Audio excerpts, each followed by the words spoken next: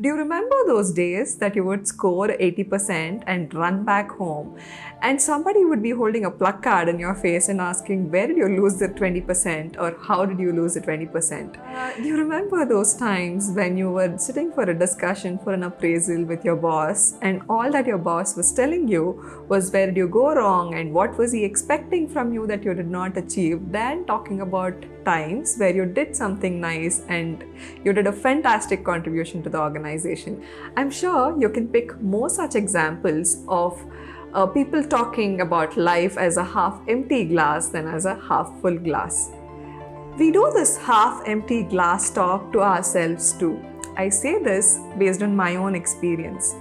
Until the last couple of years ago, I used to go through the strange feeling of not being enough, of feeling unworthy, and wanting to be on a hedonic treadmill, a never-ending treadmill of just wanting to chase and do more and more because I never thought that I was enough. And mind you, I was a vice president of an organization then and was doing very well professionally.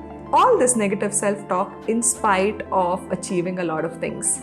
Yes, this has been a very tough journey that I walked in, and I really wanted to share and let you people know how did I come out of it and what really happened.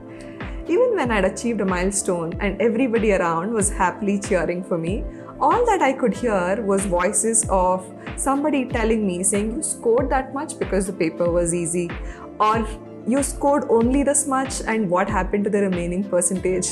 Or the initial days of my career when my bosses used to tell me, saying, okay, you're doing well operationally, why don't you pick up sales? I mean, it was tough. Now when I think about it, logically it does not make sense, but emotionally it took a toll on me. I used to get angry with myself and frustrated, and I never wanted to stop, and I used to feel if I ever stop, I had to start all over again. Have you also felt any time like this? Trust me, you and me are not alone in this journey. This kind of a feeling in psychological terms is called as the imposter syndrome.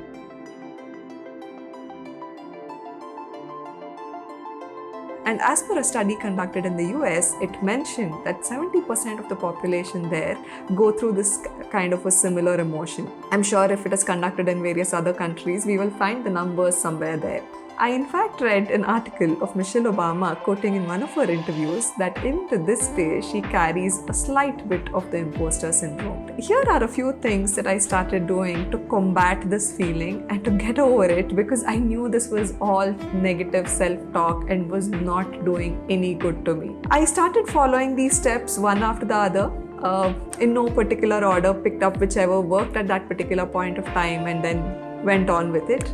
Today, I've gotten far more better from where I'd started. I wouldn't deny that I still go through those feelings, but I'm much more better.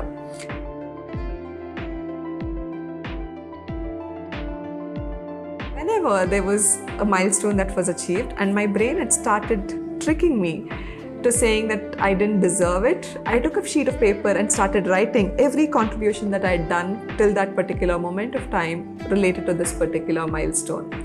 And while I wrote it, the clouds started clearing gradually and I started feeling a little more composed within.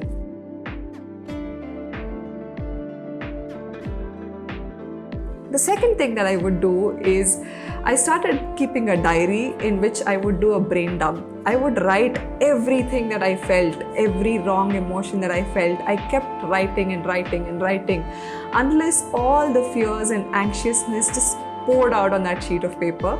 And every time that I wrote, all that I could see is in between those fears, I had strong desires of wanting to be valued, and my fears were kind of showing me where should I get better at and what is it that I have to do. So the moment I saw that there was an opportunity to learn something and to get better at, I started working on those skills than thinking of, all those negative talks that I had within myself.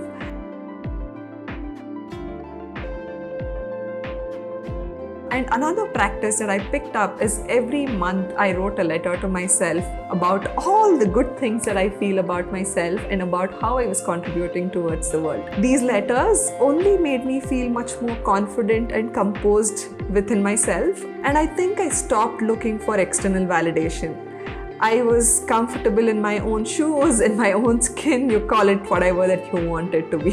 So these were three simple things that I started doing, but I did it consistently unless I came out of that negative feeling. Tell me what worked for you. How do you handle yourself when your brain starts pouring out negative emotions and it's tricking you to believe that you're not worthy enough? I would love to learn from you as well. If you liked this video, please go ahead and click on the like, share and subscribe button so that you do not miss another update from Project Nyan. Thank you for watching, and until we meet again, loads of love and hugs. Bye-bye.